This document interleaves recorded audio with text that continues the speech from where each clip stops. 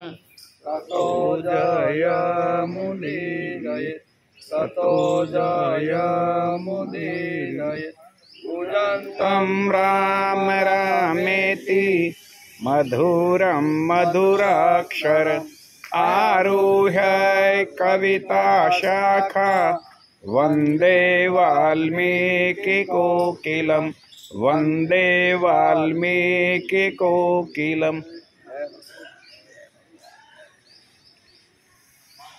आज छठो मंत्र राम रक्षा स्तोत्र।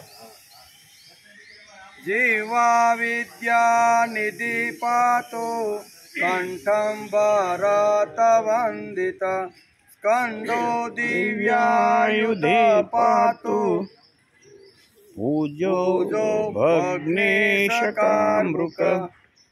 जीवा विद्या निधि पातु એટલે વિદ્યાના ભંડારરૂપ રામ મારી જીભની રક્ષા કરો। કંઠમ ભરત વંદિત ભરતજીએ નમસ્કાર કરેલા રામ મારા કંઠની રક્ષા કરો। સ્કંદો દિવ્ય યુદ્ધ પાતુ દિવ્ય આયુધોને ધારણ કરનારા રામ ભુજો ભગ્નેશ કારમુક મારા બે ખભાની રક્ષા કરો। અને શિવના ધનુષ્યને ભાંગનાર રામ મારી બે ભુજાની રક્ષા કરો। એટલો આ છઠ્ઠા શ્લોકની અંદર અહીંયા બુદ્ધ કૌશિક મુનિએ આટલું લખ્યું છે। આજે વાલ્મીકી રામાયણ શરૂ થયાનો 500મો દિવસ। કેટલો? પૂરા 500 દિવસ। સીતાના ગઈકાલે આપણે જોતા હતા શનિવારે કે સીતાના બે પુત્રોનો જન્મ, વાલ્મીકી દ્વારા રક્ષાની વ્યવસ્થા, યમુના તટે શત્રુઘ્નનું પહોંચવું, ચવન મુનિએ લવણાસુરની શૂળની કથા સમજાવી કે શૂળ એને કેવી રીતનું પ્રાપ્ત થયું છે અને એ શૂળમાં કેટલી તાકાત છે એ સમજાવ્યું। શત્રુઘ્ને મધુપુરીના દ્વારે ઊભા રહેવું, બંનેનો સંવાદ, બંને વચ્ચે યુદ્ધ અને લવણાસુરનો વધ। 12મા વર્ષે અયોધ્યાપુરી શ્રી રામની પાસે જવા શત્રુઘ્ન અહીંયા મધુપુરીમાંથી નીકળ્યા। શત્રુઘ્નનો વિચાર, માર્ગમાં ફરી ઘણા બધા આશ્રમો આવ્યા, છેલ્લી રાત્રિ એણે વાલ્મીકીના આશ્રમમાં ગાળી ફરીથી। વાલ્મીકી સાથે વાર્તાઓ, રામચરિત્રનું ગાન સાંભળીને એ બધાને આશ્ચર્ય થઈ જવું। ત્યાંના સૈનિકો હતા એ પણ આશ્ચર્ય થઈ ગયા। અહીંયા ગોત્ર અને આખું રામ શું કહેવાય, આખા રામની કથા અથવા એનું જે કુળ છે એની બધી કથા સાંભળેલી કે અહીંયા રામનું કુળ, રામની કથા કોણ કરે છે, એટલે સૈનિકો પણ આશ્ચર્યમાં આવી ગયા અને શત્રુઘ્ન પણ આશ્ચર્યમાં। ત્યાં એક રાત્રિ રોકાય અને અયોધ્યા તરફ પ્રયાણ। આટલી વાતો આપણે શનિવારે જોઈ હતી। આજે આપણે વાલ્મીકી રામાયણ ઉત્તર કાંડ સર્ગ 72મો।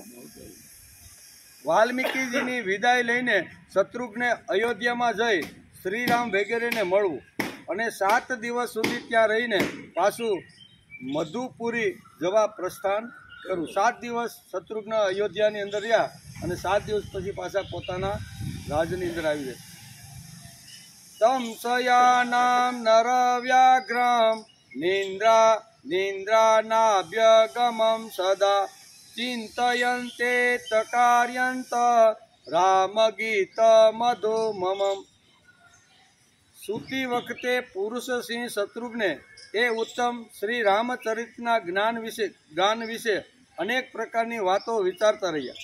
તેથી રાત્રે એમને ઘણીવાર સુધી નિંદ્રા ન આવી કે આ સરસ મજાનું મધુર ગાન, કારણ કે વાલ્મીકીએ લવ અને કૃષ્ણ બેને અહીંયા 12 વર્ષની ઉંમર થતાં આખા રામાયણ એને ભણાવી દીધું, લખ્યું અને લેખા પછી આ ગાન એને સંભળાવ્યું ને એણે બે કંઠસ્થ કરી લીધું અને એ ગાન અત્યારે શત્રુઘ્ન સાંભળે છે, એટલે રાત્રે મોડે સુધી એને ઊંઘ આવતી નથી। એમ કે વીણાના ભય સાથે રામચરિત ગાનના સુમધુર શબ્દ સાંભળીને મહાત્મા શત્રુઘ્નની શેષ રાત્રિ ઘણી જલ્દી પસાર થઈ ગઈ। જ્યારે રાત વીતી ગઈ એને પ્રાતઃકાળ થયો ત્યારે પૂર્ણ હણ કાલોચિત નિત્ય કર્મ કરીને શત્રુઘ્ને હાથ જોડીને મુનિવર વાલ્મીકીજીને આ પ્રમાણે કહ્યું. રાજકુમાર હોય, રાજસત્તા ઉપર બેઠો હોય, પણ સવારની પ્રાતઃ વિધિ તો બધા પ્રાતઃ કર્મ જે આવે ને, સંધ્યા ઉપાસના, એ બધું પછી રામ હોય કે શત્રુઘ્ન હોય કે ઋષિઓ હોય, જૂના કાળમાં પ્રત્યેક માણસ સંધ્યોપાસના કર્યા વગર શ્રીરામજીના દર્શન કરવા ઈચ્છું છું.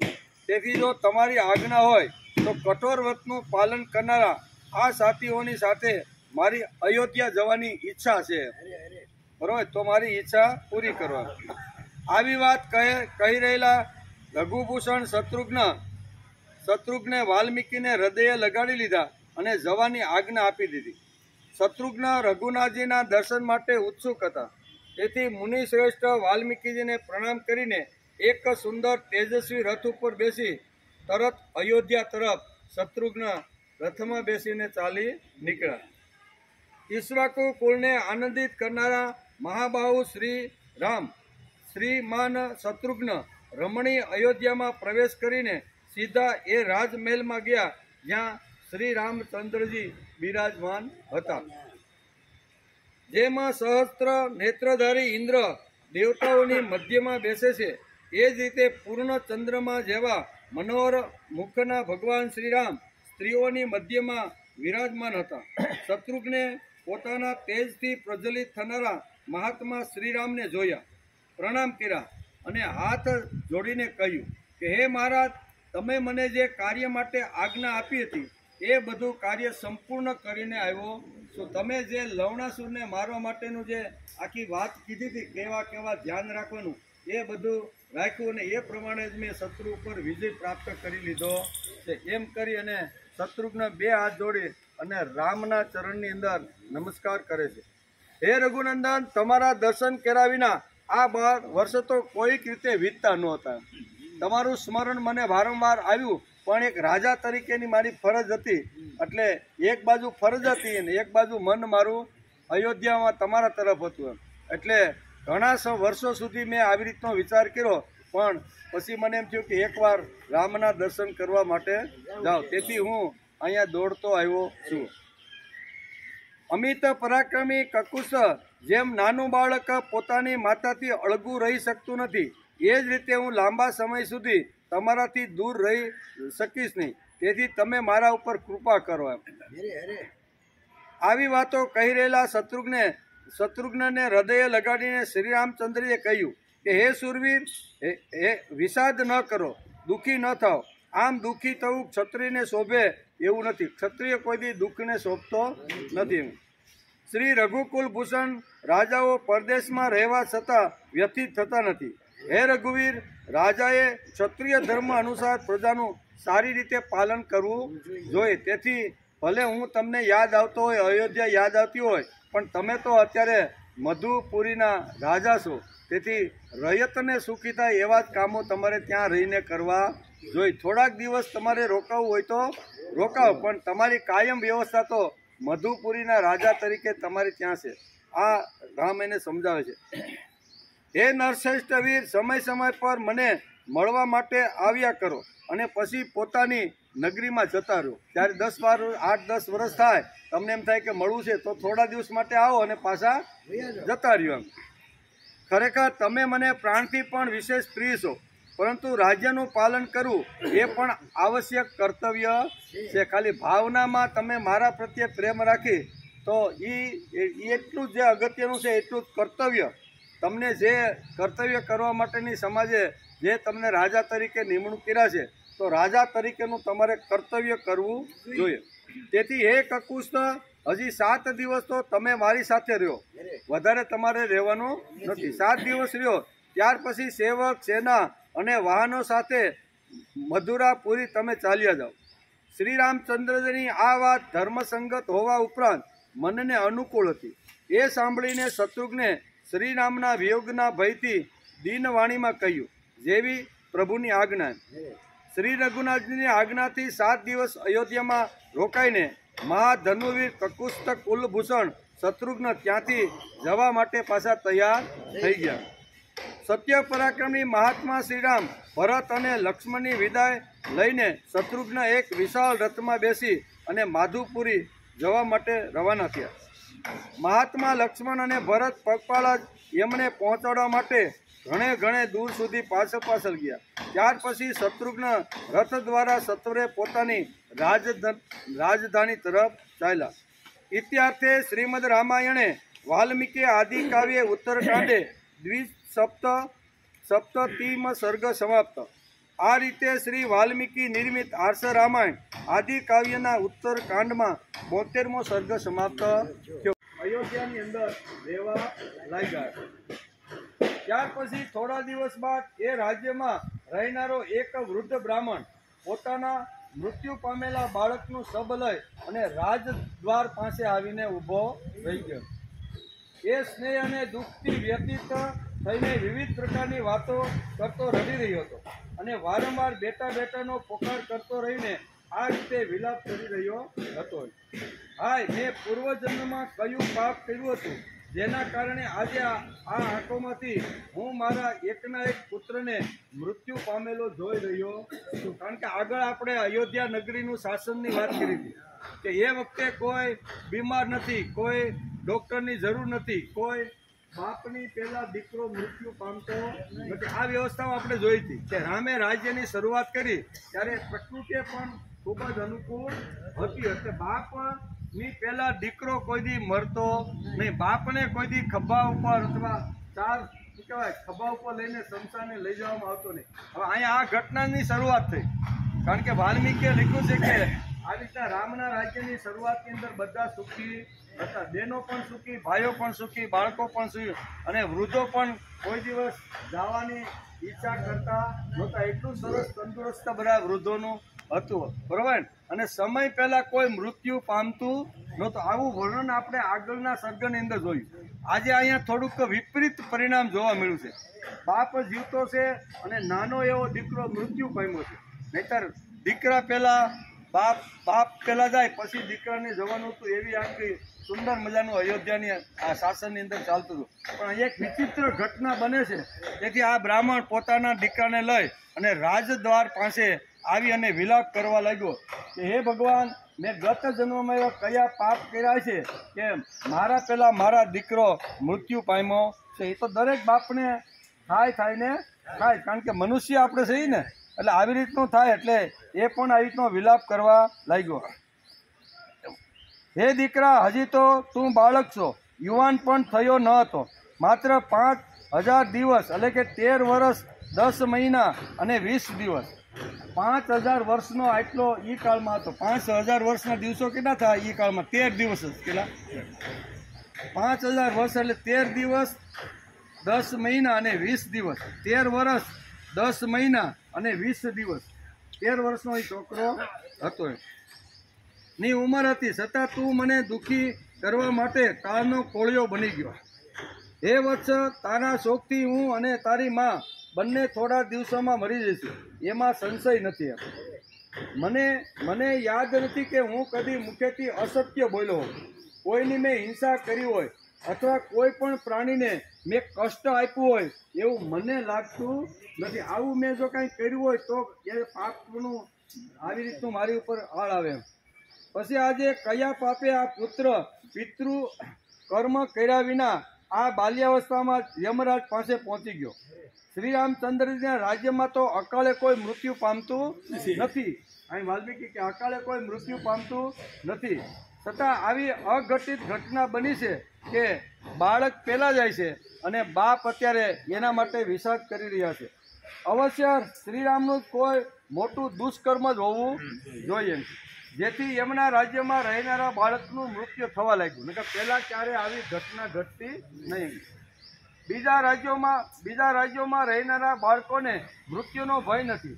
તેથી હે રાજા, મૃત્યુ પામેલા આ બાળકને જીવતો કરી દો, અન્યથા હું મારી પત્ની સાથે જ રાજદ્વાર ઉપર અનાથની જેમ પ્રાણ આપી દઈશ. ઈક્ષ્વાકુ વંશી નરેશોનું આ રાજ્ય હવે અનાથ જેવું થઈ ગયું છે. શ્રીરામને સ્વામી રૂપે પ્રાપ્ત કરીને અહીં બાળકનું મૃત્યુ ટાળી શકાતું નથી. રાજાના દોષથી જ્યારે પ્રજાનું વિધિવત પાલન થતું નથી ત્યારે પ્રજાએ આવી વિપત્તિઓનો સામનો કરવો પડે છે. રાજા દુરાચારી હોય તો જ પ્રજાનું અકાળે મૃત્યુ થાય. ન બોલવાના શબ્દો આ બ્રાહ્મણ રાજદ્વાર ઉપર આવી અને આવી રીતના શબ્દો બોલે છે. અથવા નગરો અને રાજ્યોમાં રહેનારા લોકો જ્યારે અનુચિત કર્મ પાપાચાર કરે છે ત્યારે જ આવી ઘટનાઓ ઘટતી હોય છે, નકર આવી ઘટના કોઈ દી ઘટે નહીં. તો જ આવી ઘટના ઘટે છે, એટલે કે પાપાચાર કરે છે અને ત્યાં રક્ષાની કોઈ વ્યવસ્થા થતી નથી. એમને અનુચિત કર્મ રોકવા માટે કોઈ ઉપાય કરવામાં આવતો નથી. ત્યારે રાજ્યની પ્રજામાં અકાળ મૃત્યુનો ભય ઉપસ્થિત થાય છે. આથી એ સ્પષ્ટ છે કે નગર કે રાજ્યમાં ક્યાંક રાજાથી જ કોઈ અપરાધ થયો છે. તેથી જ આવી રીતનું બાળક મૃત્યુ પામ્યું છે એમ વારંવાર પોકાર કરતા વિષાદ કરતા બ્રાહ્મણ રાજદાર ઉપર આવીને કહેવા લાગ્યો. આમાં અનેક પ્રકારના આક્ષેપો કરીને એણે વારંવાર રાજાની સામે પોતાનું દુઃખ નિવેદન કર્યું અને વારંવાર શોક સંતપ્ત થઈને એ પોતાના મરી ગયેલા પુત્રને લઈને હૃદયે સાંભતો એકદમ રોવા અને કકળવા અને વિષાદ કરવા લાગ્યો. ઇત્યાર્થે શ્રીમદ રામાયણે વાલ્મીકી આદિકાવ્યે ઉત્તરકાંડે 37 સર્ગ સમાપ્ત. આ રીતે શ્રી વાલ્મીકી નિર્મિત આર્ષ રામાયણ આદિકાવ્યના ઉત્તરકાંડમાં 73મો સર્ગ સમાપ્ત થયો. 73મા સર્ગની અંદર વાલ્મીકીએ એક બ્રાહ્મણના અકાળે મૃત્યુ થયું છે, બરોબર. તો એ લઈને રાજદ્વાર ઉપર આવે છે અને રાજદ્વાર ઉપર આવી અને અનેક પ્રકારના આરોપો શ્રીરામ ઉપર અત્યારે બ્રાહ્મણ કરતો રહ્યો છે. એ એટલી ઘટનાઓ વાલ્મીકીએ અહીંયા આપણે સમજાવવાનો પ્રયત્ન કર્યો. આમ કરી અને આ સર્ગને આપણે નમસ્કાર કર્યો. હવે 74મો સર્ગ. નારદજીએ શ્રીરામને એક તપસ્વી શૂદ્રના અધર્મનું આચરણને બ્રાહ્મણના બાળકના મૃત્યુનું કારણ જણાવ્યું. કારણ કે અહીંયા બ્રાહ્મણે એમ કીધું કે રાજાની આજુબાજુ અથવા પ્રજાની અંદર આવી રીતના કુકર્મ અથવા પાપાચાર જો શરૂ થઈ ગયા હોય ને તો જ આ ઘટના ઘટે. નકર બાપ પહેલા કોઈ દી દીકરો અયોધ્યામાંથી મૃત્યુ પામ્યો હોય એ રામના રાજ્યમાં ક્યારે આવું થયું નથી. પણ હવે રામના રાજ્યમાં આ મારો બાળક મૃત્યુ પામ્યો એનું કારણ કે અયોધ્યાની આજુબાજુ ગમે ત્યાં પાપાચારની શરૂઆત થઈ ગઈ હોવી જોઈએ એવું અહીંયા વાલ્મીકી લખે છે. અને એના અનુસંધાનની અંદર રામ પણ વિચાર કરતા થઈ ગયા. અયોધ્યામાં તો નથી પણ આજુબાજુમાં ગમે ત્યાં આવી દુર્ઘટનાઓ ઘટતી હોય એવું એને લાગે છે. તેથી આ સર્ગની અંદર એનું અહીં ચોખવટ થાય છે કે નારદજીએ શ્રીરામને એક તપસ્વી શૂદ્રના અધર્મ આચરણને બ્રાહ્મણના બાળકના મૃત્યુનું કારણ જણાવું. તમારું મૃત્યુનું કારણ એ થયું છે કે એક પાપાચારી અધર્મી માણસ જે છે એ ન કરવાના કર્મો અહીંયા આજુબાજુમાં કરતા રહેલા છે. તેથી એનું પરિણામ આ છે એમ અત્યારે વાલ્મીકી લખે છે અને બ્રાહ્મણને રાજા રામ આ પ્રમાણે સમજાવે છે. એનો આપણે આ સર્ગમાં વિચાર કરવાનો છે.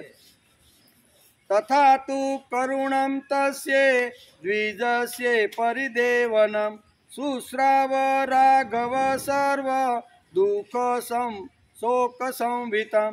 મહારાજ શ્રીરામે એ બ્રાહ્મણનું આ રીતે દુઃખ અને શોકપૂર્ણ એ બધો કરુણ આક્રંદ સાંભળ્યો. જેટલા બ્રાહ્મણે આરોપ કર્યા હતા એ બધા જ આરોપો રામે સાંભળ્યા. એનાથી એ દુઃખથી સંતપ્ત થયા. રામ ખૂબ દુઃખી થયા. એમણે પોતાના મંત્રીઓને બોલાવ્યા તથા વશિષ્ઠ અને વામદેવને તથા મહારાજ એટલે કે મહાજનો સહિત પોતાના ભાઈઓને બોલાવ્યા અને તાબડતોડ એણે રાજની અંદર એક મિટિંગ બોલાવી લીધી કે આવી રીતના બ્રાહ્મણના ઉદ્ગારો મેં સાંભળ્યા છે અને એ આરોપ નાખે છે રાજા ઉપર. અને રાજા ઉપર આરોપ નાખે છે કે તમારા રાજ્યમાં અત્યાર સુધી શું કહેવાય બાપ પહેલા દીકરો ક્યારેય મૃત્યુ પામ્યો નહોતો અને મૃત્યુ પામ્યો છે એના માટે રાજા જવાબદાર છે. રાજાએ જ આવી રીતના પાપ કર્મ કરવાની શરૂઆત કરી હોવી જોઈએ અથવા રાજાના રાજ્યની અંદર કોઈએ એવું પાપચારનું આચરણ કર્યું હોય તો જ આ ઘટના ઘટે, નકર આ ઘટના ઘટે નહીં. તેથી મંત્રીઓ છે, વશિષ્ઠ છે, વામદેવ છે, બરાબર ભાઈઓ છે, બધાને બોલાવી કે હવે આવો આરોપ અત્યારે અયોધ્યા નગરી ઉપર અને મારા ઉપર આવે છે તો એના નિવારણ માટે આપણે શું કરવું જોઈએ. હકીકતે મેં એવું કોઈ પાપા અયોધ્યાની અંદર રામના ભવનની અંદર દાખલ થાય છે. એ આઠેના નામ આ રીતે છે. કેટલા? માર્કંડેય, મૌદલ્ય, વામદેવ, કશ્યપ, કાત્યાયના અને સત્યકામ જાબાલી, ગૌતમ તથા નારદ. આ 8 પ્રકારના જે ઋષિઓ છે એ 8 પ્રકારના ઋષિઓ અત્યારે રામની પાસે આવી ગયા છે. એટલે આ જે ઋષિઓ છે આ બધા શ્રેષ્ઠ બ્રાહ્મણોને ઉત્તમ આસનો ઉપર બેસાડવામાં આવ્યા. ત્યાં પધારેલા આ મહર્ષિઓને શ્રી રુક્નાજીએ 2 હાથ જોડીને પ્રણામ કર્યા. એ રીતે પણ પોતાના સ્થાન પર બેસી ગઈ. આવી રીતના પ્રણામ કર્યા એટલે બધા જે 8 પ્રકારના જે ઋષિઓ હતા એ બધા જ પ્રકારના ઋષિઓ જ્યાં ભગવાન શ્રી રામની અંદર સામે બેસી ગયા છે. 8 પ્રકારની અંદર અહીંયા માર્કંડેયથી શરૂઆત કરી કે માર્કંડેય છે, જાંબાલી છે, બરોબર, વશિષ્ઠ છે, નારદ છે, આવી અનેક પ્રકારના ઋષિ છે. એમાં એક સત્યકામ જાબાલી નામના પણ ઋષિ આવેલા છે જે ગૌતમના શિષ્ય હતા. હવે આનું ચરિત્ર કદાચ આપણે અહીં સત્યકામ જાબાલીનું ચરિત્ર એ ઋષિ તરીકેનું ચરિત્ર કદાચ નામ આજ આપણે સાંભળ્યું છે, પણ એનું જે કર્મ છે અથવા એણે જે કામો કર્યા છે એનો કદાચ આપણે વિચાર કર્યો નહીં. વશિષ્ઠની આપણે ખબર છે, વિશ્વામિત્રની ખબર છે, બરાબર ને. એવી રીતના ઘણા બધા ઋષિ કશ્યપને આ બધું આપણે ઘણા બધા ઋષિઓ છે કે જેની જાણ અથવા એની સમજણ આપણી પાસે છે. પણ સત્યકામ જાબાલી નામના ઋષિની પણ અહીંયા એન્ટ્રી અયોધ્યામાં થઈ છે. તો એ સત્યકામ જાબાલી નામના એક જે ઋષિ હતા એનું ચરિત્ર વેદોની અંદર પણ છે અને આવી રીતના ઋષિના સ્મરણની અંદર પણ આ બધી વાતો લખેલી છે. સત્યકામ જાબાલી ઋષિનું નામ ભાગ્યે જ આપણને સાંભળવા મળે છે. વાલ્મીકીએ એનું વર્ણન કર્યું છે. દાસી પુત્ર હતા. કોણ? જાબાલી એની માતા અને એના પુત્રનું નામ સત્યકામ. સત્યકામની માતાનું નામ હતું જાબાલી અને જાબાલી એ દાસી હતી, એમ રાજની દાસી હતી. એટલે દાસીનો પુત્ર હતો એ આ સત્યકામ, એનું વર્ણન છે. દાસી પુત્ર હતા. પોતાના પિતા કે ગોત્રની કંઈ ખબર ન હતી. નગરમાં જાબાલ નામની સ્ત્રી હતી અને એણે એક પુત્રનો જન્મ આપ્યો. અને સત્ય સિદ્ધાંત ઉપર ચાલવાવાળી આ સ્ત્રી હતી. ભલે નગરની દાસી હતી, નાના નાના કામ કરતી હતી, પણ સત્ય હંમેશા બોલતી હતી અને સત્ય માટે રહેવાનો જ પ્રયત્ન એણે કર્યો. તો એને ત્યાં એક પુત્ર થયો. એને એમ થયું કે ખરેખર હું સત્ય ઉપર આ નગરની અંદર દાસી તરીકે જીવું છું, બરાબર, તો મારા પુત્રનું નામ પણ મારે એ પ્રકારનું પાડવું જોઈએ. તેથી એનું નામ સત્યકામ રાખ્યું. બરોબર. જાબાલીએ પોતાના દીકરાનું નામ સત્યકામ રાખ્યું અને સત્યકામ રાખ્યા પછી ધીમે ધીમે આ બાળક મોટો થાય છે. દાસી પુત્ર હોવાથી એને ચિંતા થાય છે કે દાસીનો પુત્ર છે એટલે કોઈ તપોવનમાં કોઈ આવી રીતના ઋષિ એને ભણાવશે નહીં. પણ ધીમે ધીમે મોટો થયો. વિદ્યા અને જ્ઞાનની પીપાસા આ નાના બાળકને લાગી કે માં, મારે જ્ઞાન, મારે વિદ્યા અથવા મારે કંઈક વધારે સંસ્કાર લેવાના છે, તો તમે મને કંઈક માર્ગદર્શન આપો. પણ એ કે બેટા હું દાસી છું અને તું દાસીનો પુત્ર છો, એટલે કોઈ તપોવનમાં તમે જાશો એટલે પહેલાં પિતાનું નામ કે ભાઈ તારા પિતાનું નામ શું છે, તારા ગોત્રનું નામ શું છે, તું કયાનો છે, એ બધું પૂછશે. તો મારા પિતાનું નામ તો છે નહીં, ગોત્ર પણ નથી. તેથી ઋષિ મને આવી રીતની કોઈ દિવસ ત્યાં ભણાવવા માટે આવી રીતનું રાખશે નહીં. પણ છતાંય એની માં પ્રેમથી વિદ્યાની જિજ્ઞાસા હોવા છતાં આવી રીતની મોકલે છે. અને ફરતો ફરતો એક ઋષિના આશ્રમમાં આવે છે અને સાંજ પડી ગઈ હોય છે.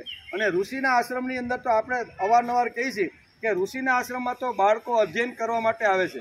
વેદ છે, ઉપનિષદ છે, ગીતા છે જેવા શાસ્ત્રનો ઊંડો અભ્યાસ ઋષિના તપોવનમાં થઈને થતો હતો. 7 વર્ષનું બાળક થાય અને તપોવનમાં જાય અને ત્યાં 17-18 વર્ષ સુધી રહે અને 25 વર્ષનું થાય ત્યારે પોતાના ઘરે આવતું હતું. એટલે આ 7-8 વર્ષનો આ સત્યકામ અહીંયા સાંજનો સમય છે, દિવસ આત્માની તૈયારી છે અને સંધ્યાનો સમય છે. એવા સમયે એ આશ્રમના દરવાજા પાસે પહોંચ્યો.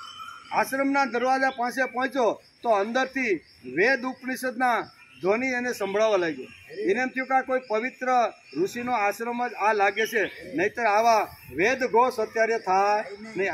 આવા સુંદર વેદ ઘોષ સાંભળી અને 5-10 મિનિટ તો દિવાલને કાન રાખીને સાંભળતો જ રહ્યો. એ કે મેં વેદ ભણ્યા નથી, ઉપનિષદની મને ખબર નથી, હું તો એક દાસી પુત્ર છું અને આવા વેદ અથવા આવા આશ્રમમાં મને રહેવા મળે તો કેવું સારું. પણ હવે ત્યાં મને પૂછે તમારું ગોત્ર કયું છે, તમારા પિતાનું નામ શું છે, અને પિતા અને ગોત્ર 2 નક્કી થાય પછી દરેક ઋષિ પોતાના આશ્રમમાં બાળકને આવી રીતના રાખવાનો પ્રયત્ન કરતા હતા. શાંતિથી ઊભો છે. થોડા સમય પછી વેદ ઘોષ બંધ થયો અને ગેટ ઉપર આવી રીતના કોઈ આવ્યા તો જોયું કે એક નાનો બાળક દરવાજા પાસે ઊભો છે. એને અંદર લાવ્યા અને 2 હાથ જોડી અને ગૌતમ ઋષિનો આશ્રમ હતો. એ ગૌતમ ઋષિના આશ્રમની અંદર જઈ 2 હાથ જોડી અને અહીં કહે છે કે હું વિદ્યા પ્રાપ્ત કરવા, જ્ઞાનની ઉપાસના કરવા માટે હું આવ્યો છું. જો તમે મને જ્ઞાનની ઉપાસના અને વિદ્યા આપશો ને તો હું તમારો ખૂબ ખૂબ આભાર માનીશ. એટલે તો કે ક્યાંથી આવ્યો છો? તો કે નામ આપ્યું. કોનો પુત્ર છો? તારા પિતાનું નામ. તો કે પિતાનું નામ હું આપી શકતો નથી, પણ મારી માતાએ મને કીધું છે કે જ્યાં જ્યાં તું જાને ત્યાં સત્ય જ બોલજે, કોઈ દિવસ જૂઠું બોલીશ નહીં. કર્ણની જેમ જૂઠું બોલી અને પરશુરામ પાસે જેમ વિદ્યા લીધી, બરાબર, એવું તારે કરવું. બહુ એની મા એને સમજાવે છે. પોતાના ઘરેથી જ્યારે 7 વર્ષના બાળકને વિદ્યા આપતી વખતે કીધું કે તારે હંમેશા ગમે તે થાય, તને કોઈ ભણાવે કે ન ભણાવે એ કાંઈ બહુ જરૂર નથી, પણ સત્યનું આચરણ હંમેશા તારે કરવું જોઈએ. તું કોઈ દિવસ કોઈની પાસે ખોટું બોલીને વિદ્યા પ્રાપ્ત કરવાનો પ્રયત્ન કરીશ નહીં. એટલે ગૌતમ ઋષિએ પ્રથમ પૂછ્યું કે તારા પિતાનું નામ શું છે? કે મારી મા છે ને એ દાસી છે, એટલે એને પિતા તો હોય જ નહીં. કે પિતા મારે પિતાનું નામ મને ખબર નથી. તો કે તારું ગોત્ર શું છે? કે તો દાસી પુત્ર હોય ને ગોત્ર પાસે ક્યાંથી હોય? મારે ગોત્ર પણ નથી અને પિતા કોણ છે એ પણ મને ખબર નથી, પણ છતાંય મને વિદ્યાની એટલી જિજ્ઞાસા છે, એટલી ભૂખ છે કે તમારા જેવા ઋષિ જો મને આવી રીતના ભણાવશે ને તો હું ખરેખર કલ્યાણ થઈ જશે મારું. આમ કરીને ગૌતમ ઋષિ વિચાર કરે છે કે જેણે સત્ય વાત મારી સામે પ્રગટ કરી છે એ બ્રાહ્મણનો દીકરો હોવો જોઈએ, એટલે કે હું તને ભણાવીશ. આ જનો એમ કરી અને યજ્ઞોપવિત આપી અને જે કાંઈ મનોરથા બધી કરે છે. આપણી જિજ્ઞાસા હોવી જોઈએ. આપણી જિજ્ઞાસા હોય તો આપણા દુઃખ પણ ભગવાન દૂર કરી નાખે કે મારા દીકરાએ આવો સંકલ્પ કર્યો છે એટલે મારે એનું શરીર સારું બનાવી દેવું જોઈએ. પણ આપણે પહેલેથી રડવાનું ચાલુ કરી દઈએ, કેવું મારું શરીર આવું છે ને હવાય તો આવશું તેમ છે. એટલે આપણે ઘણીવાર આવી રીતની કરતા હોય ત્યારે આ વાર્તાઓ દ્વારા આપણે આ વસ્તુ મળે છે. દાસી પુત્ર હોવાના નાતે મને મારી માતાએ મોકલો અને માતાએ કીધું કે હંમેશા સત્યનું આચરણ કરજે, અને સત્યના આચરણમાં કેટલી તાકાત છે તો ઋષિએ એને યજ્ઞોપવિત આવીને બ્રાહ્મણ બનાવી દીધું. બ્રાહ્મણ બનાવ્યું એટલું જ નહીં, ગૌતમ કહે છે કે તું મારા જેવો જ ઋષિ થઈ અને સમાજમાં વિચરશે, આ મારા આશીર્વાદ છે. અને આજે વેદોની અંદર પણ સત્યકામ જાબાલીનું નામ આવે છે. આવા ઋષિ થઈ ગયા. એ 8 ઋષિની અંદર અષ્ટ ઋષિની જે મંડળી હતી એ મંડળીની અંદર અત્યારે અહીંયા જાબાલ ઋષિ એની સાથે આવેલા છે એમ અહીંયા વાલ્મીકી લખે છે. અને આવી રીતની ઘટનાઓ ઘટે છે. એટલે કે પછી હે રાજન પહેલા ક્યાં પી ગયા હતા આપણે? પછી મંત્રી અને મહારાજના વેપારીઓ સાથે યથાયોગ્ય શિષ્ટાચાર કર્યો. પ્રખર તેજસ્વી એ બધા લોકો જ્યારે યથાસ્થાને બેસી ગયા ત્યારે રઘુનાથે એમને બધી વાત જણાવી અને કહ્યું કે આ બ્રાહ્મણ રાજદ્વાર ઉપર આવ્યો છે તો હવે અમે એને શું જવાબ આપી? જે 8 ઋષિઓ જે આવ્યા હતા એમાં નારદ પણ સાથે હતા. એને બધા રાજદ્વારીઓને કીધું કે તમે આ બ્રાહ્મણ આવ્યો છે એનું દુઃખ હળવું થાય અથવા એને કંઈ કવિતા એવું તમે કરો. રાજદ્વારીઓને પણ બધાએ સમજાવી દીધું. પછી ઋષિઓને આસન આપીને અર્ધ્ય પૂજન જે કર્યું હતું રાજાએ રામે, એને પૂછ્યું કે હવે અમારે આ બ્રાહ્મણ આવી રીતનો કકળતો પોતાના દીકરાનું મૃત્યુ થયું છે એટલે સબ લઈને રાજદ્વાર પાસે ઊભો છે અને મારા ઉપર અને અયોધ્યાની ગાદી ઉપર આવી રીતના ઘણા બધા આરોપો મૂકે તો એનો કંઈક ઉકેલ તમારી પાસે હોય તો તમે આપો. એમ ઋષિ મંડળી અષ્ટ ઋષિ મંડળ જે બેઠા હતા એ અષ્ટ ઋષિ મંડળની વચ્ચે રામે પોતાનો પ્રસ્તાવ મૂક્યો કે હવે આમાં મારે શું કરવું? આ મારી ઉપર મોટા મોટા આરોપો કરે છે કે રાજા જો બગડ્યો હોય ને તો જ આવી રીતનું થાય, નહીતર અત્યાર સુધી કોઈની બાપ પેલા દીકરો મરતો ને. આ બધી વાતો અહીં કહે છે. એ વખતે કહે છે બ્રાહ્મણના દુઃખથી દુઃખી થયેલા એ મહારાજની આ વાત સાંભળીને બીજા બધા ઋષિઓની સામે સ્વયં નારદજીએ આ શુભ વાતની શરૂઆત કરી. અષ્ટ ઋષિ મંડળની અંદર નારદ પણ હતા અને નારદને જ્યારે રામે આ વાત કરી ત્યારે નારદે કીધું કે હે રાજન, જે કારણે આ બાળકનું અકાળ મૃત્યુ થયું છે એ જાણવું છે તમારે, એ તમે સાંભળવું છે અને સાંભળી અને તમારે એના પ્રમાણે કામ કરીને એનો નિકાલ થાય એના માટે કાંઈ કરવું છે. આમ નારદે અનેક પ્રકારની વાત એને સમજાવી. સાંભળો હે રઘુનંદન નરેશ, મારી વાત સાંભળીને જે યોગ્ય કર્તવ્ય અને એનું પાલન કરવામાં તમને જેમ લાગે એ તમારે કર્તવ્ય કરીને પાલન કરો તો હું તમને એના નિવારણ માટે એક સુંદર મજાની વાત તમને કહું છું. એમ નારદે શ્રીરામને કીધું. હે રાજન, પહેલા સતયુગમાં માત્ર બ્રાહ્મણો તપસ્વી હતા સત્યયુગની અહીં કોણ નારદ અત્યારે શ્રીરામને આમાંથી બહાર નીકળવા માટે શું કરવું જોઈએ? તો પહેલા સત્યયુગમાં માત્ર બ્રાહ્મણો તપસ્વી હતા. મહારાજ એ સમયે બ્રાહ્મણ સિવાય કોઈ મનુષ્ય કોઈ રીતે તપસ્યામાં પ્રવૃત્ત થતો નહીં. બ્રાહ્મણને વેદ ભણાવવાના ભણી લીધા પછી સમાજના અંતિમ માણસ સુધી વેદોનો ઘોષ લઈ અને આવી તો બ્રાહ્મણ જ જતો હતો. એટલે બ્રાહ્મણને જ આના ઉપરનો અધિકાર હતો, બીજા કોઈને હતો નહીં. એ યુગ તપસ્યાના તેજથી પ્રકાશિત થતો હતો. એમાં બ્રાહ્મણોની પ્રધાનતા હતી. એ સમયે અજ્ઞાનનું વાતાવરણ ન હતું.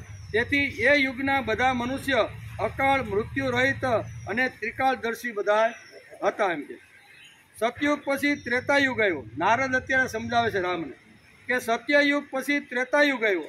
એમાં સુદૃઢ શરીરના ક્ષત્રિયોની પ્રધાનતા થઈ અને એ ક્ષત્રિયો પણ એવી તપસ્યા કરવા લાગ્યા. પછી સત્યયુગ ગયો અને પછી ત્રેતાયુગ આવ્યો. એમાં ક્ષત્રિયોએ તપસ્યાની શરૂઆત. પહેલા સત્યયુગની અંદર કોણ કરતું હતું? બ્રાહ્મણો. પછી ત્રેતાયુગ આવ્યો તો નારદજી કહે છે કે એમાં ક્ષત્રિયો પણ તપસ્યા કરવા લાગ્યા. પરંતુ ત્રેતાયુગમાં જે મહાત્મા પુરુષો થયા એમના કરતા સતયુગના લોકો તપ અને પરાક્રમથી દ્રષ્ટિએ ચઢિયાતા હતા. બરાબર ને? આની પહેલા સતયુગની અંદર જે બ્રાહ્મણો તપસ્યા કરતા હતા એ ક્ષત્રિયો કરતા ચઢિયાતા હતા. આમ બંને યુગોમાંથી પૂર્વ યુગમાં જ્યાં બ્રાહ્મણો ઉત્કર્ષ અને ક્ષત્રિયો અપકૃષ્ટ હતા, ત્યાં ત્રેતાયુગમાં તેઓ સમાન શક્તિવાળા થઈ ગયા. ભાઈ કેવા થઈ ગયા? ત્રેતાયુગની અંદર સમાન શક્તિવાળા થઈ ગયા. જ્યારે મનુ વગેરે બધા ધર્મ પ્રવર્તકો બ્રાહ્મણ અને ક્ષત્રિયોમાં એક કરતા એક બીજામાં કોઈ ચડિયાતાપણું અથવા ઉણપ ન જોઈને સર્વ લોક સંમત ચાતુર્વર્ણ વ્યવસ્થાની સ્થાપના મનુ મહારાજે કરી દીધી. એના નક્કી કરી દીધા કર્મ. બરાબર? બ્રાહ્મણ, ક્ષત્રિય, વૈશ્ય અને શૂદ્ર 4 પ્રકારના જે વર્ણ છે એ 4 પ્રકારને કયા વર્ણે કેવી રીતનો ધંધો કરવો એ પછી આવી રીતનું મનુ મહારાજે આવી રીતે એક વ્યવસ્થા નક્કી કરી દીધી. ત્રેતાયુગમાં વર્ણાશ્રમ ધર્મ પ્રધાન હતો. ત્રેતાયુગની વર્ણાશ્રમ, વર્ણ અને આશ્રમ આ બે વાતો આપણે અવારનવારથી. વર્ણ એટલે બ્રાહ્મણ, ક્ષત્રિય, વૈશ્ય અને શૂદ્ર, એને વર્ણ કહેવાય. અને આશ્રમ એટલે બ્રહ્મચર્યાશ્રમ, ગૃહસ્થાશ્રમ, વાનપ્રસ્થાશ્રમ અને એટલે વર્ણાશ્રમ અહીં લીધું છે બે ભેગો. અહીંયા વર્ણાશ્રમ, વર્ણ અને આશ્રમ બંને બહુ સરસ રીતે અહીંયા ત્રેતાયુગની અંદર આવી રીતના પ્રધાન હતા. એ ધર્મના પ્રકાશથી પ્રકાશિત થાય છે. એ ધર્મમાં બાધા ઊભી કરનારા પાપથી રહી છે. આ યુગમાં અધર્મે પૃથ્વી પર પોતાનો એક પગ મૂક્યો. અધર્મ યુક્ત હોવાના કારણે અહીં લોકોનું તેજ ધીરે ધીરે ઘટતું ગયું. અધર્મએ પૃથ્વી પર એક પગ મૂક્યો અને એના હિસાબે જે વર્ણ વ્યવસ્થા હતી એ થોડી જતી રહી અને આવી રીતની શરૂઆત થઈ ગઈ. એટલે કે શરૂઆત અધર્મે પૃથ્વી ઉપર પગ મૂક્યો. સત્યયુગમાં જીવિકાનું મુખ્ય સાધન ખેતી વગેરે રજોગુણ મૂલક કર્મ અનૃત કહેવાતું હતું અને કચરાની જેમ તદ્દન ત્યાજ્ય હતું. એ અનૃત અસત્ય જ અધર્મનો એક ચરણ બનીને ત્રેતામાં આ પૃથ્વી ઉપર સ્થિત થઈ ગયું. ધીમે ધીમે અધર્મે શું કહેવાય પ્રવેશ કરી દીધો.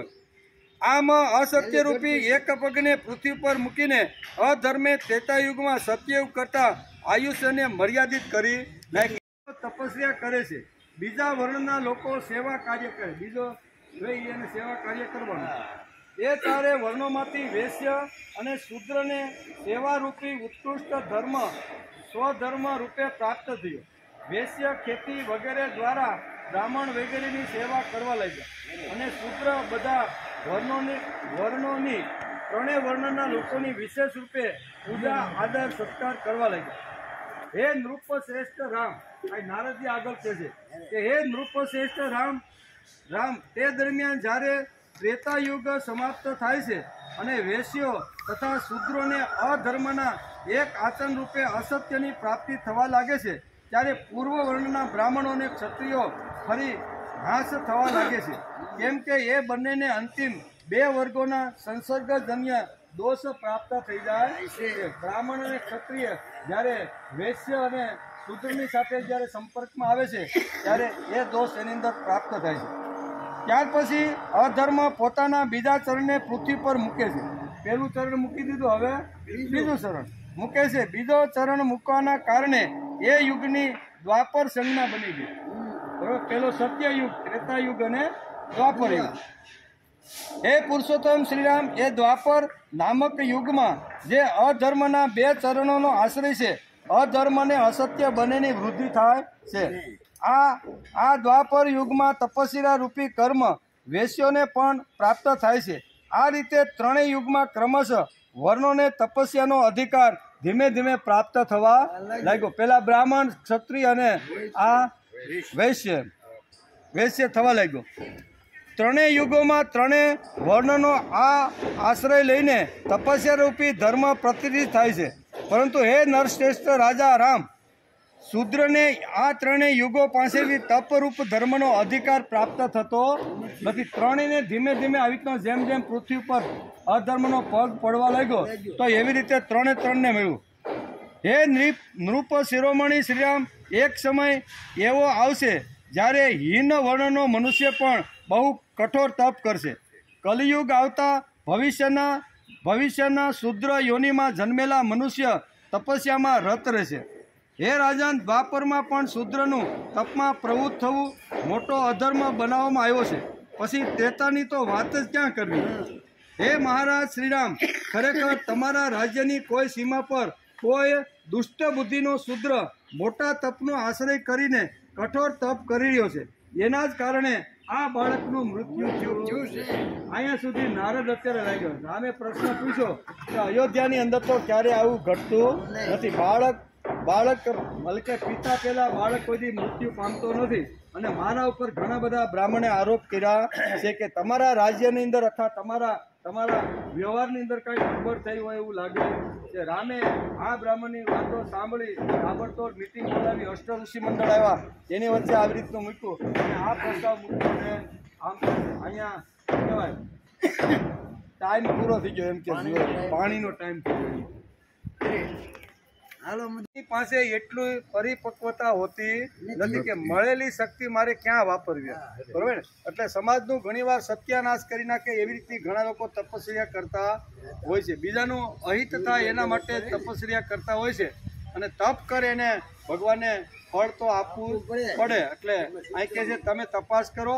અને આવી રીતની જો ક્ષુદ્ર હલકો માણસ તપસ્યા કરીને શક્તિ માગશે તો સમાજમાં ઘણું અનિષ્ટ ઊભું થશે. તેથી અહીં નારદ મુનિ એને સમજાવે છે કે તમે એવો કોઈ અહીં બધાને મોકલો ગમે ત્યાં, પણ આવી રીતનો તમારા રાજ્યની આજુબાજુમાં ગમે ત્યાં આવી રીતની ઘટના ઘટી હોય તો જ આ બાળક અકાળે મૃત્યુ થાય, એમ નારદ એને કહે.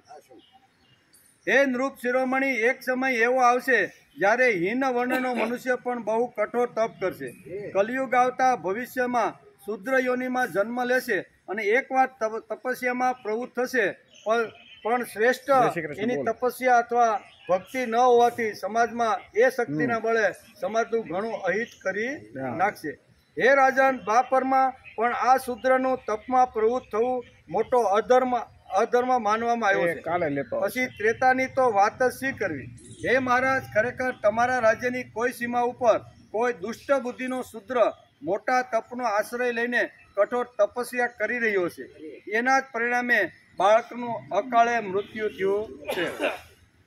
જે કોઈ પણ દુષ્ટ એટલે કે દુર્બુદ્ધિ મનુષ્ય જે કોઈ પણ રાજાના રાજ્ય કે નગરમાં અધર્મ અથવા અવિવાહિત કાર્ય કરે છે એનું એ કાર્ય એ રાજ્યના અનૈશ્વર્ય એટલે દરિદ્રતાનું કારણ બની જાય છે અને એ રાજા સત્વરે નરકમાં પડે છે. તેથી એમાં શંકા રાખવાનું કોઈ કારણ નથી. જો તમારે નરકમાં ન પડવું હોય, નારદ કહે છે, તો આ ગમે ત્યાં આવી રીતના તપસ્યા જે કરતો હોય એને તમારે મારવો જોઈ અને એની તપસ્યા ભંગ કરવી જોઈ. તેથી ઘણા લોકો બુદ્ધિશાળી માણસોનો અહીંયા ઘણા આરોપો રામ ઉપર લગાડે છે કે આટલા રામ સારા હોવા છતાં એણે એક શૂદ્રને માર્યો છે. પણ એ શૂદ્રને શા માટે માર્યો છે એ રામાયણની અંદર આ ઉત્તરકાંડ જો વાંચી લે ને તો ખબર પડે કે મારવાનું રામનું કારણ શું હતું. એમ રામ કાંઈ પરવા કોઈ તપસ્યા કરતો હોય, કોઈ યજ્ઞ કરતો હોય ને સીધા મારે તો એવા કાંઈ રામ હતા નહીં. બલિ રાજાનો યજ્ઞ ભગવાને આવી રીતનો વિધ્વંસ કર્યો, બરોબર ને? તો યજ્ઞ તો સારી જ વસ્તુ છે ને. કોઈ માણસ યજ્ઞ કરતો હોય તો એ સારી વસ્તુ કહેવાય, પણ છતાંય ભગવાને એના યજ્ઞનો ધ્વંસ કર્યો કે નહીં. પછી ભગવાન શિવજીએ એના હાહારાનો શું કહેવાય, એના હાહારાનો જે યજ્ઞ ચાલતો હતો દક્ષ રાજાનો, એ યજ્ઞ તો હારા જ કહેવાય ને, પણ છતાંય ભગવાન શિવજી એનો ધ્વંસ કર્યો કે નહીં, પણ કયા હેતુથી કરે છે એના ઉપર આખો આધાર છે. એ સમાજનું જો સત્યાનાશ કરતો હોય, અને મારા જેવો જગતમાં કોઈ મોટો નથી, મારા સાસરાની મારે કાંઈ પડી પહોંચી ગયા, એટલે રામે 2 હાથ જોડીને પુષ્પક વિમાનને કીધું કે ભાઈ તમે અહીંયા કુબેરને ત્યાં તમે જતા. એ કુબેરની પાસે ગયા તો કુબેરે કીધું કે આના ઉપર તો મારો અધિકાર નથી. લંકા જીતી કોણે? રામે જો લંકા જીતી હોય અને એની અંદર જે કાંઈ વસ્તુ હોય એના ઉપર એનો અધિકાર થાય. તેથી પુષ્પક વિમાનને 2 હાથ જોડીને અત્યારે અહીં કહે છે કે તમે અયોધ્યામાં પાછા ચાલ્યા જાઓ. અને અયોધ્યામાં આવ્યા પછી અહીં કહે છે તો કે અત્યારે તમે અદૃશ્ય થઈ જાઓ, જ્યારે મારે જરૂર પડશે ત્યારે હું તમને બોલાવીશ, ત્યારે તમે આવજો. એટલે રામ અત્યારે અહીંયા પુષ્પક વિમાનને બોલાવે છે, અને પુષ્પક વિમાનમાં બેસી અને અયોધ્યાની આજુબાજુ તપાસ કરે છે કે કેવો માણસ તપસ્યા કરે છે, એ કયો છે, બ્રાહ્મણ છે, ક્ષત્રિય છે, વૈશ્ય છે કે શૂદ્ર છે. અને નારદજીએ જે પ્રમાણે કીધું એ પ્રમાણે હોય તો મને તમે સમાચાર આપો. આમ કરી અને આ સર્ગની શરૂઆત થાય છે. પરંતુ સર્વત્ર સતકર્મ જ જોઈને દક્ષિણ દિશામાં એક શૂદ્ર તપસ્વીની પાસે પહોંચ્યું. બધી જગ્યાએ જોયું પણ ત્યાં સાત્વિક લોકો બધે દેખાય તપસ્યા આવતો, પણ અહીં શું કે દક્ષિણ દિશામાં કોઈ એક શૂદ્ર તપસ્યા કરી રહ્યો છે એવું એને જાણવા જોવા મળ્યું. નારદસ્ય તુ તદ્વાક્યમ શ્રુવાનૃતમયમ યથા પ્રહર્મર્ષુતમ લેબે લક્ષણમ ચેદમબ્રવીત. નારદજીના આ અમૃતમય વચન સાંભળીને શ્રી રામચંદ્રજીને અપાર આનંદ થયો, અને એમણે લક્ષ્મણને આ પ્રમાણે કીધું કે હે લક્ષ્મણ, જાઓ ઉત્તમ વ્રતનું પાલન કરનારા આ દ્વિજ શ્રેષ્ઠોને સાંત્વન આપો, અને એમના બાળકના શરીરને ઉત્તમ સુગંધયુક્ત તેલથી ભરેલી લાકડાની મોટી કથરોટમાં ડુબાડી અને મુકાવી દો, અને એવી વ્યવસ્થા કરી દો જેનાથી આ બાળકનું શરીર વિકૃત કે નષ્ટ ન થાય. બરોબર ને? અત્યારે પણ આવી યોજનાઓ છે, બરોબર ને? એવી રીતના અત્યારે સાધનો આવી ગયા છે, કોઈને 8-10 દી 15 દી સુધી દેહને રાખવો હોય તો રહી શકે. તો અહીંયા એક જૂના કાળમાં આવી રીતની લાકડાની મોટી આવી રીતની હોય, એની અંદર તેલ ભરેલું હોય, અને એને પેક કરી નાખીએ તો એ શબ્દને કાંઈ થાય નહીં. એટલે રામે લક્ષ્મણને આજ્ઞા કરી, કારણ કે નારદે કીધું ને, છેલ્લા શ્લોકમાં કીધું કે જો તમે આવી રીતનું કરશો તો તમારા ઉપરનું આળ જતું રહેશે અને આ બાળક પાછું સજીવન થઈ જશે. પરંતુ આવું કરો તો, એટલે રામે કીધું કે આ જો સજીવન થવાનું હોય તો આપણે એને કડાઈની અંદર તેલમાં રાખી મૂકવું જોઈએ. તેથી લક્ષ્મણને આ આજ્ઞા કરે. શુભ કર્મ કરનારા આ બાળકનું શરીર જે રીતે સુરક્ષિત રહે, નષ્ટ કે ખંડિત ન થાય એવી તમે વ્યવસ્થા કરો, આમ લક્ષ્મણને કીધું. શુભ લક્ષ્મણને આમ કહીને મહાયશસ્વી રઘુનાથજીએ મનોમન જ પુષ્પકનું ચિંતન કર્યું. કારણ કે હું જ્યારે ચિંતન કરું, યાદ કરું, ત્યારે તમારે આવવાનું, ત્યાં સુધી તમારે આકાશ માર્ગમાં ફરતું રહેવાનું છે. એટલે રામે પુષ્પક વિમાનનું ચિંતન કર્યું અને કહ્યું કે તમે આવી જાઓ, અત્યારે મારે તમારી જરૂર છે. શ્રી રામચંદ્રજીનો અભિપ્રાય સમજીને સુવર્ણ ભૂષિત પુષ્પક વિમાન એક જ મુહૂર્તમાં 2 ઘડીમાં એમની પાસે હાજર થઈ ગયું. અત્યારે કેમ 108 હાજર થઈ જાય, તમે ફોન કરો 5-10 મિનિટ હાજર થાય કે નહીં, તો એ કાળમાં પુષ્પક વિમાન આવી રીતનું હાજર થઈ ગયું. આવીને નતમસ્તક થઈને બોલ્યું કે હે નરેશ્વર, હું આ રહ્યો. હે મા બાપ, હું હંમેશા તમારા આધીન રહેવાનો કિંકર છું, અને તમારી સેવા માટે જ્યારે બોલાવો, જ્યારે ચિંતન કરો ત્યારે હું આવીને ઉપસ્થિત થઈ જાય. એટલે તે અત્યારે હું ઉપસ્થિત થઈ ગયો છું, બોલો શું મારું કામ છે. પુષ્પક વિમાનનું આ મનોહર વચન સાંભળીને મહારાજ શ્રીરામ મહર્ષિઓને પ્રણામ કરીને એ વિમાન ઉપર આરૂઢ થયા. બધા એમણે ધનુષ્ય બાણથી ભરેલા 2 તર્કસ અને એક ચકચકિત તલવાર હાથમાં લીધી, અને લક્ષ્મણ તથા ભરત એ બંને ભાઈઓને નગરની રક્ષામાં નિયુક્ત કરી અને રામ પુષ્પક વિમાન ઉપર બેસીને પ્રસ્થાન કરે છે. શ્રીરામ પ્રથમ તો અહીં તહીં શોધતા પશ્ચિમ દિશા તરફ ગયા, પછી હિમાલયથી વીંટળાયેલી ઉત્તર દિશામાં પહોંચ્યા. જ્યારે એ દિશાઓમાં ક્યાંક લેશ માત્ર પણ દુષ્કર્મ જોવા મળ્યું નહીં. બધી દિશામાં ફેર્યા પણ કોઈ જગ્યાએ દુષ્કર્મ કરતું હોય એવું ક્યાંય જોવા ન મળ્યું. ત્યારે નરેશ્વર શ્રીરામે સંપૂર્ણ પૂર્વ દિશા પર નિરીક્ષણ કર્યું, પુષ્પક પર બેઠેલા મહાબાહુ રાજા શ્રીરામે ત્યાં પણ શુદ્ધ સદાચારનું પાલન કરતા અનેક લોકોને જોયા. એ દિશા પણ દર્પણ જેવી નિર્મળ અને શુદ્ધ અને પવિત્ર હતી. ત્યાં કોઈ પ્રકારનું દુષ્કર્મ અહીંયા પુષ્પક વિમાનમાં બેસીને જોયું નહીં. ત્યારે રાજર્ષિ નંદન શ્રી રઘુનાથજી દક્ષિણ દિશા તરફ ગયા.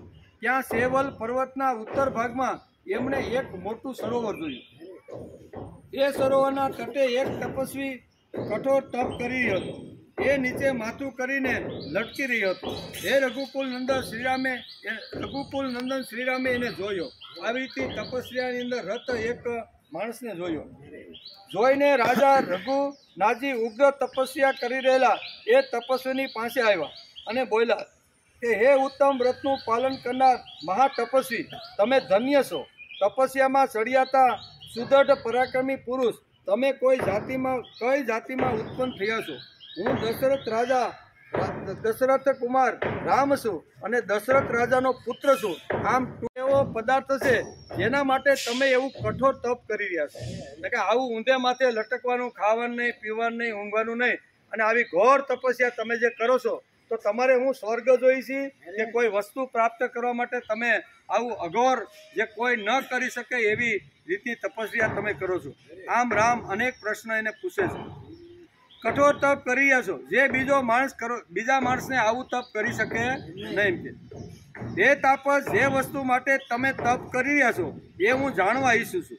આ સિવાય એ પણ જણાવો કે તમે બ્રાહ્મણ છો કે દુર્જય ક્ષત્રિય છો, ત્રીજા વર્ગના વૈશ્ય છો અથવા શુદ્ર? તમારું ભલું થાઓ, સાચે સાચું હોય તે તમે મને જણાવો. તપસ્યા શા માટે કરો છો? શું પ્રાપ્ત કરવાની ઈચ્છા છે? બરાબર ને? અને તમે બ્રાહ્મણ, ક્ષત્રિય, વૈશ્યને કઈ આવી રીતના છો એ પણ તમે મને જણાવો. મહારાજ શ્રીરામના આમ પૂછવાથી નીચે માથું કરીને લટકી રહેલા પેલા તપસ્વીએ એ નૃપશ્રેષ્ઠ દશરથ નંદન શ્રીરામને પોતાની જાતિનો પરિચય આપ્યો અને એ ઉદ્દેશથી એણે તપસ્યાનો પ્રયાસ કર્યો હતો એ પણ જણાવ્યું. બરોબર, હું કઈ જાતિનો છું એનો પરિચય આપ્યો અને કયા ઉદ્દેશથી હું તપસ્યા કરી રહ્યો છું, આ બે વાતો શ્રીરામને એણે જણાવી. ઇત્યાર્થે શ્રીમદ રામાયણે વાલ્મીકે આદિકાવ્યે ઉત્તરકાંડે 50 સર્ગ સમાપ્ત. આ રીતે શ્રી વાલ્મીકી નિર્મિત આશર રામાયણ આદિકાવ્યના ઉત્તરકાંડમાં 75મો સર્ગ સમાપ્ત થયો. 75મા સર્ગની અંદર આટલી વાતો છે. કેટલી? ઋષિઓએ જે પ્રમાણે અષ્ટ ઋષિ મંડળ આવ્યા અને એના પ્રમુખ નારદ હતા. નારદે જે પ્રમાણે સલાહ આપી એ પ્રમાણે અહીંયા પુષ્પક વિમાનને બોલાવે છે. 2 ઘડીની અંદર પુષ્પક વિમાન હાજર થઈ જશે. બોલો શું સેવા?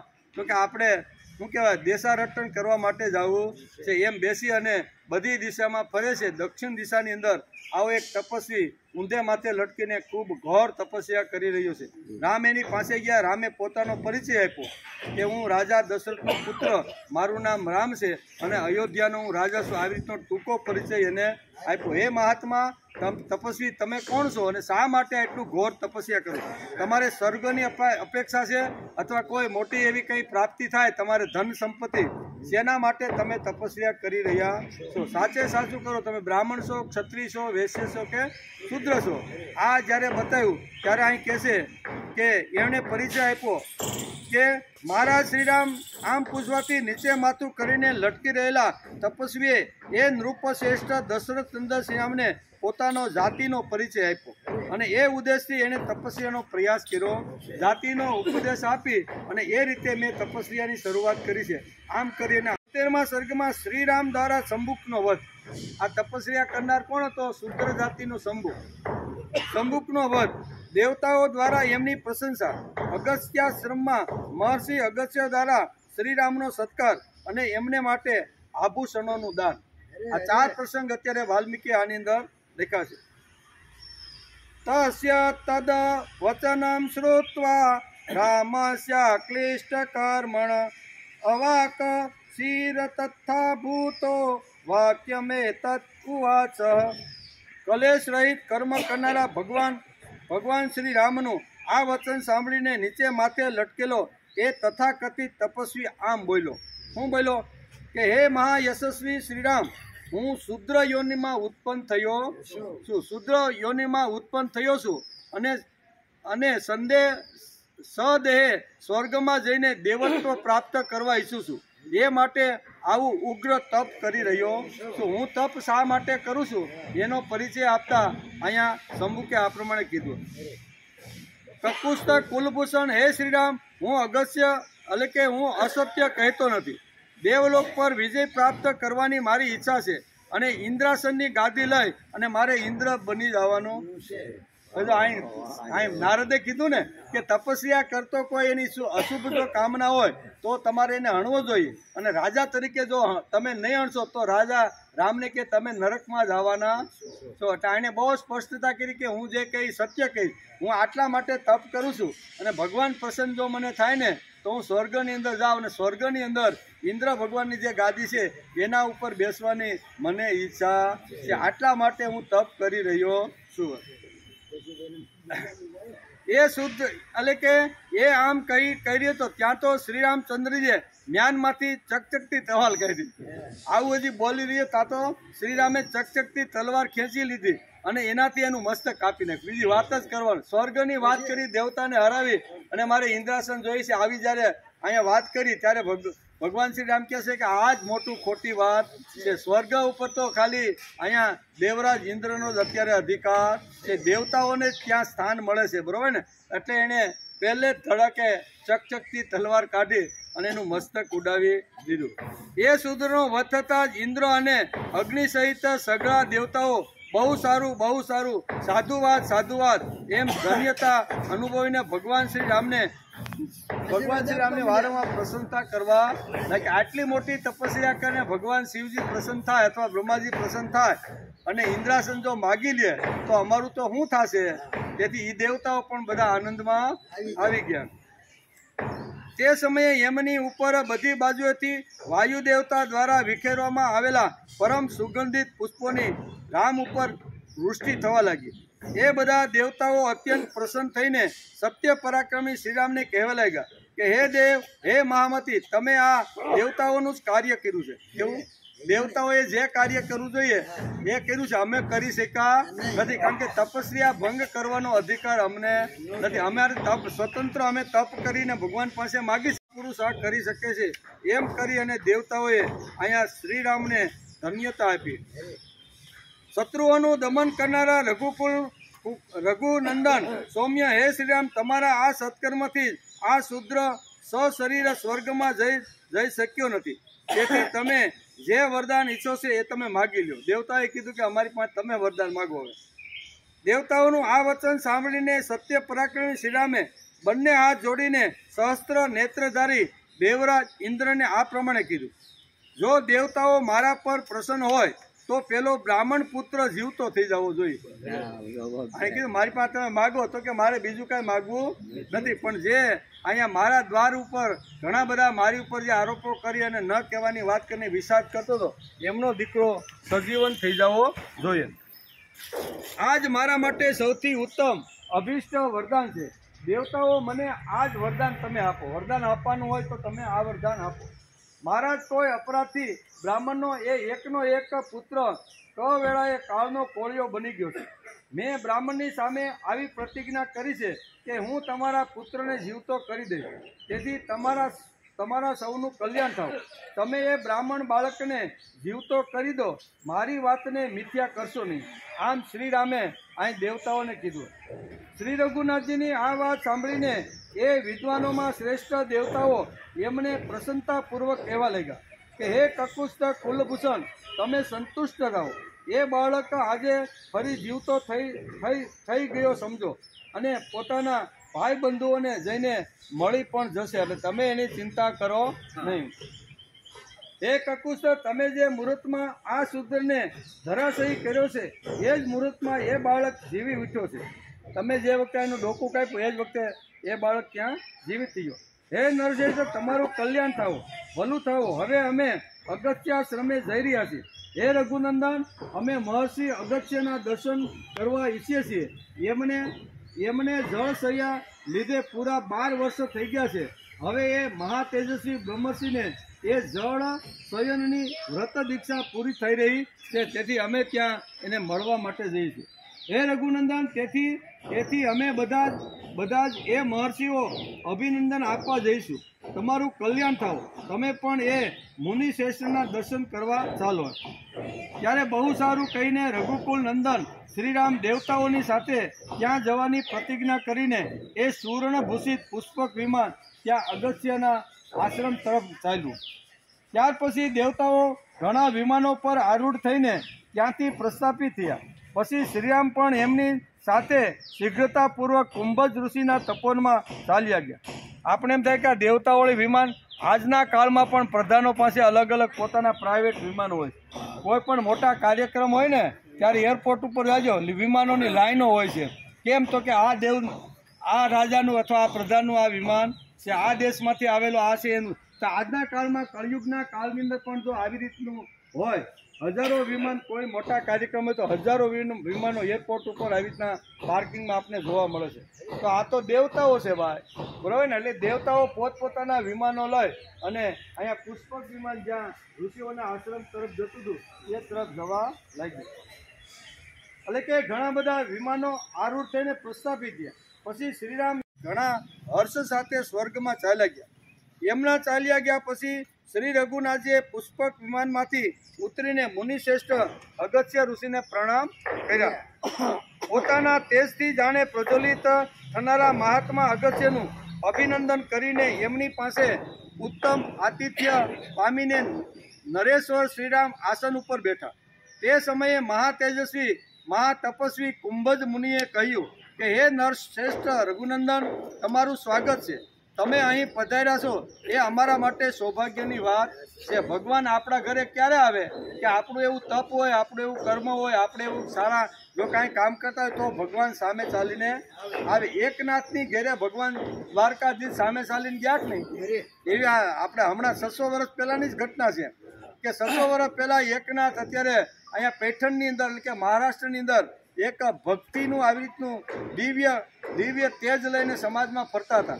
ત્રણે ત્રણ જ્ઞાન હતું, કર્મ હતું અને ભક્તિ. જ્ઞાન, કર્મ અને ભક્તિનો જે વખતે મરાઠા વાડની અંદર અથવા એટલે કે અહીંયા દુષ્કાળ પડ્યો તો એ વખતે એણે ભક્તિની શરૂઆત કરી અને સમાજમાં જ્ઞાન, કર્મ અને ભક્તિનો ઢંઢેરો પીટાવીને લોકોને જાગૃત કર્યા. રાત દિવસ આવી રીતનો પ્રયત્ન કરે છે તો ભગવાન દ્વારકાધીશને થાય છે કે આટલું જબરજસ્ત કર્મ સમાજની અંદર જે સૂતો તો એને ઉઠાડવાનો જેણે પ્રયત્ન કર્યો છે, ઉઠેલો છે એને બેઠો કરવાનો પ્રયત્ન કર્યો છે, બેઠો છે એને ચાલતો કરવાનો પ્રયત્ન કર્યો છે અને ચાલતો જે થયો છે એને પ્રભુ કાર્યમાં જોડી અને ભક્તિ કરતો કર્યો છે. આવા ભગવત ભક્તોને તો મારે મળવા માટે જવું જોઈએ. એમ ભગવાન દ્વારકાધીશ પણ વિચાર કરવા લાગ્યા. એકનાથે એને બોલાવ્યા નથી કે ભગવાન સવારે 4 વાગે ઉઠીને રાતના 10 વાગ્યા સુધી મને ટાઈમ રહેતો નથી. સતત પ્રભુ કાર્ય ભક્તિની અંદર તરબોળ થઈ લોકોના નાના મોટા પ્રશ્ન, ભાગવતની વાતો રાત્રે કરવાની, દિવસે ઉપનિષદોની સાથે ચર્ચા કરવાની, કોઈના પ્રશ્નો ઉકેલ. આમાં 12-24 કલાક કેવી રીતના પૂરા થાય છે મને ખબર નથી. એવું એકનાથના જીવનનું ચરિત્ર એવું છે. ત્યારે ભગવાનને થયું કે આને ટાઈમ નથી અને કોઈ નોકર ત્યાં ટકતો નથી. જેવો આવે અઠવાડિયું રોકાઈને કે અહીં તો બહુ ભારે કામ છે, આ કામમાંથી કાંઈ હું નવરો રહેતો 8-10 દી રોકાય, નોકર ભાગે, કોઈ નોકર રહે નહીં. ગિરજાબાઈ એકલા થાકી જાય છે. ભગવાન દ્વારકાધીશને થયું કે હાલને હવે આની ત્યાં આવો મહાપુરુષ હોય ત્યાં મને રહેવા મળે તો કેવું સારું. એમ દ્વારકા છોડી અને શ્રીખંડિયાનું રૂપ ધારણ કરી, નોકરનું રૂપ ધારણ કરીને 12 વર્ષ સુધી રહ્યો. કેટલા? પાણી ભરવાનું, બગીચામાં જવાનું, પાણી પાવાનું, ગાયોને ઘાસ નીરવાનું, વાહિદું કરવાનું, રસોઈ કરવાની, બધું જ નાના મોટેથી કામ બધું જ કરવાનું હોય, બરોબર ને. તો એ કોણ કરતું હતું? દ્વારકાધીશ. શિખંડિયાના રૂપમાં આવ્યા ને કરે. તો કહેવાનો અર્થ કે ભગવાનને ક્યાં ગોતવા જશો? આવડું મોટું બ્રહ્માંડ છે, આટલા બધા 14 બ્રહ્માંડ છે. એ 14 બ્રહ્માંડનો જે નાથ ક્યાં છુપાયેલો ને ક્યાં રહેશે, ક્યાં ગોતવા જશો? પણ કર્મ જ માણસ એવું કરે કે 14 બ્રહ્માંડના નાથને સામેથી આપણી ઘરે આવવાનું મન થાય. એવું આપણું જો જીવન બનાવીએ તો બ્રહ્માંડમાં કાંઈ ગોતે મળે? કોઈ દિવસ ગોતે મળતો ક્યાં હશે? કેટલા મોટા કામ હોય.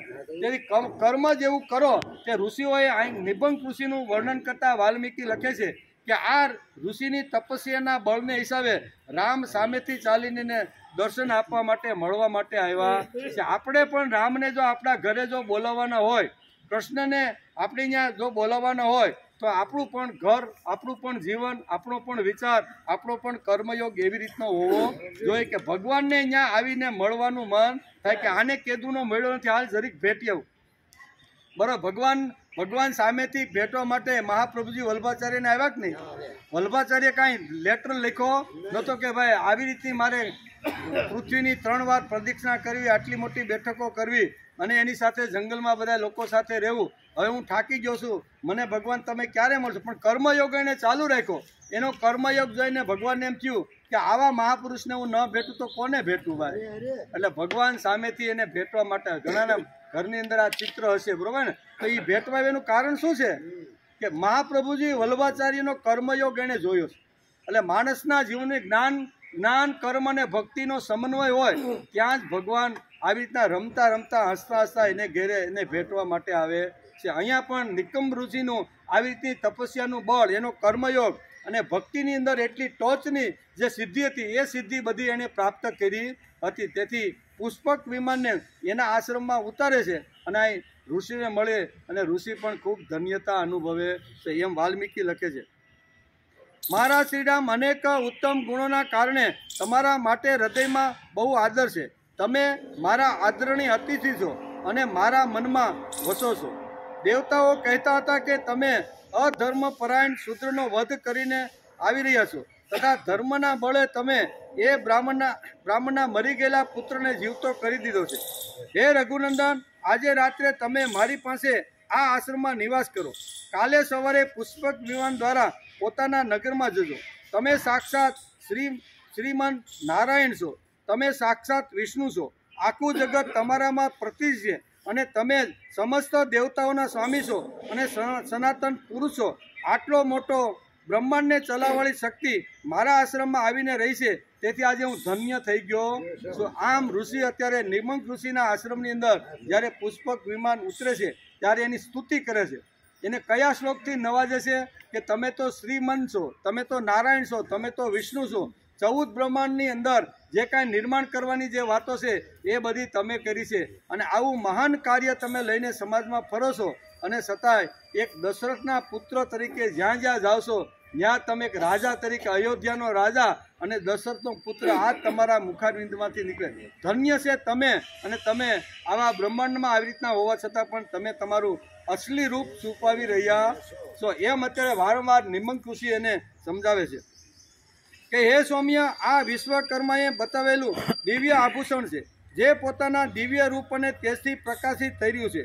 હે કકુસ્થ કુલભૂષણ રઘુનંદન, તમે એ ગ્રહણ કરો અને મારું પ્રિય કરો, કેમ કે કોઈની આપેલી વસ્તુનું પુનઃદાન કરી દેવાથી મોટું ફળ પ્રાપ્ત થાય છે. એકવાર કોઈને દાનમાં વસ્તુ મળી હોય અને તમારે ન જોતી હોય તો તમે બીજાને આપો તો એમાં પણ ઘણું મોટું પુણ્ય છે. એમ કરી અને ઋષિ આ વાત એને સમજાવે છે. આ આબુ